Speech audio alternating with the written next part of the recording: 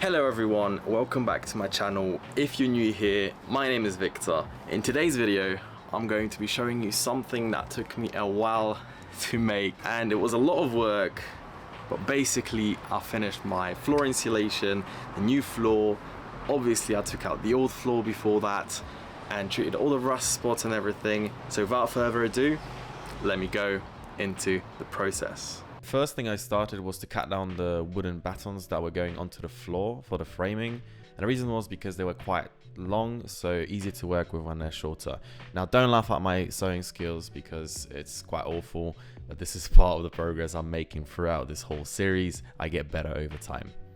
Next, I needed to get rid of the bolts that were holding the old floor into place. These were extremely difficult to get out, so use a wrench if you can.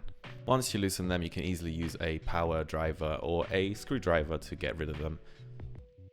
Now, unfortunately, some of them were completely stripped, so I actually couldn't get them out, so I had to go ahead and find a solution by drilling into them and just stripping the heads totally.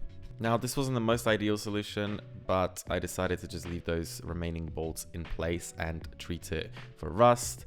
Now, once I got these out, I was struggling with getting the floor out. It was made in one piece, and I decided to leave the floor as a template for my plywood cutting, just to work a little easier than having to measure all the different sides, all the areas that are a bit awkward, like the little cut-ins and the wheel arches. But first I needed to get this out of the van. Once I finally managed to break these into two pieces, I managed to get it out of the van and just put it on the side for later use as a template. I will say ahead of time though, if you are using these as a template, they're not exactly correct, because there might be some pieces that you could leave a bit longer, especially if you're planning to have a bit of your kitchen over the step. So just bear that in mind, but they are a good base to go off of as a starting point. Now, my favorite part of the job, a little bit of cleany, and unfortunately there was so much dirt under there, so just bear that in mind. Once I got rid of the dirt, I started working on a rust. So firstly by sanding it down, then just wiping it clean, and then using a hammerite paint, spray paint in this case, to just cover this off and waiting for it to dry. I also covered the holes in the bolts, like I said.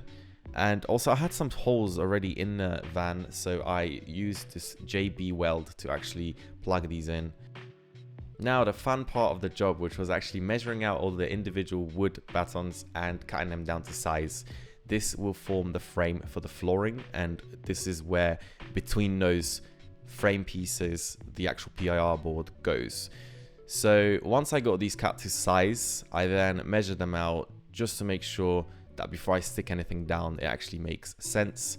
And then I put down adhesive. You can use SCREWFIX, you can just use any wood adhesive to bond it down to the frame of the van.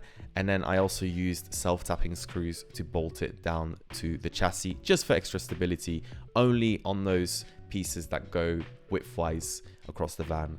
Obviously you want to be careful and make sure that everything fits correctly, so measure twice and only do it once. One word of advice as well, don't cowboy this whole self-tapping screw thing. Actually look under the van if it's clear of any services like the fuel tank, etc. Now the next part of the job was to wrap the wheel arches with some bubble foil, which reflects heat. It's not the greatest insulator per se, but it does help to keep that vapor barrier. So use this just to wrap around the wheel arches and then stick it down with aluminium tape just to keep that barrier going. Make sure you have enough around in terms of the tape so that you can continue that barrier on when you're working on the walls later down the line, and also obviously join it to any barrier that you will have from the flooring as well.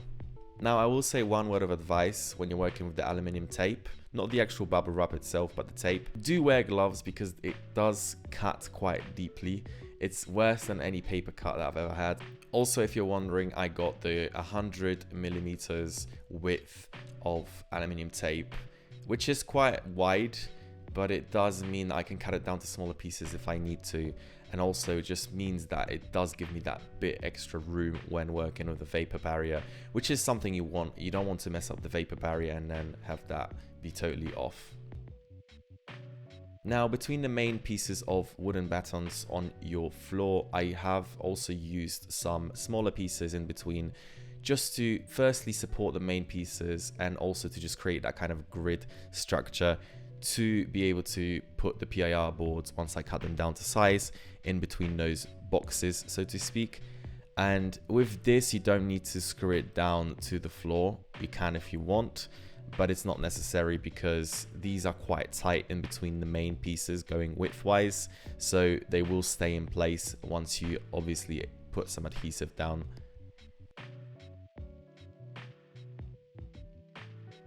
Now, the next fun part of the job, which I actually enjoyed, I enjoy working with wood, was to cut down the framing of the floor. So I used a 12mm plywood. I used 3 pieces in total. They were about 2.5 meters or 2.4 meters of length by 1.9. And that allowed me to obviously be able to cut things down to size and have enough room for any errors. And at the same time, also, it meant I could work with the original old flooring to use that as a template and then just trace it out, cut out the pieces.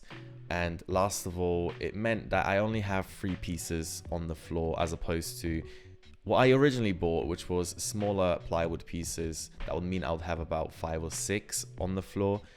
And the less pieces you have, the less things are moving around, the less sort of fitting between different pieces. There's less spaces in between different pieces. So just make sure that your floor is a bit more stable and a bit more of a actually fixed floor. I do want to reiterate that the template that you will have from the old floor, if you have one, of course, isn't going to be perfect. And I've learned that sort of the hard way after cutting this out. It's absolutely fine, but I probably would have done it slightly differently and maybe added some extra pieces, some extra width here and there, just to cover off some things like the step, for example. And of course, during this job, it's difficult to do it by yourself. The pieces are quite big, so I got my mum to help me this time. Now, using the jigsaw is something that I actually haven't done much before, so I have been learning how to use it properly and just making sure it doesn't jump around when I cut into the smaller pieces, and just learning how to cut into the smaller pieces easier. So I found that cutting shapes around and then working on the smoother edges is best for me, at least.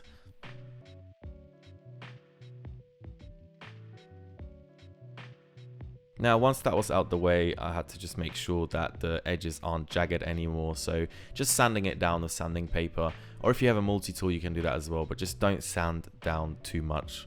Now, a little dry fit before you put any flooring in and start working on things like the PIR boards. I mean, you can actually work on PIR boards now before you did a template. I wanted to just get it out the way because I had a lot of building materials just lying around. So smaller pieces of plywood are easier to store than big pieces. So once I fitted this in, I was quite comfortable with the fact that it's cut down quite nicely. Obviously, I got that out the way, and then I just cracked on with the PIR board. Now, this is such a bad way of dealing with this PIR board. What I recommend is actually taking it outside of the van, putting it on something stable and cutting it there on a workspace or a table. Even workhorses work absolutely fine. Now, once you put those pieces in, I would probably wait until you actually put all of them in before working on this, but you can start laying down the aluminium tape in between. So you want to cover the wood and make sure that there is a continuation in the vapor barrier between the PIR and the aluminium tape. Now, the next thing was, once I finally did all the PIR and all the tape around the van, to actually put all my wooden plywood flooring in and make sure that all those pieces fit together nicely and snugly, and just to align it exactly how I want it to be. So just putting it down, shifting some pieces around, making sure that it all works nicely the way you want it to be. And then once that was all in place, just the final check over, just the final walk over to make sure things are supported, that I can actually stand and sort of put things down on this plywood.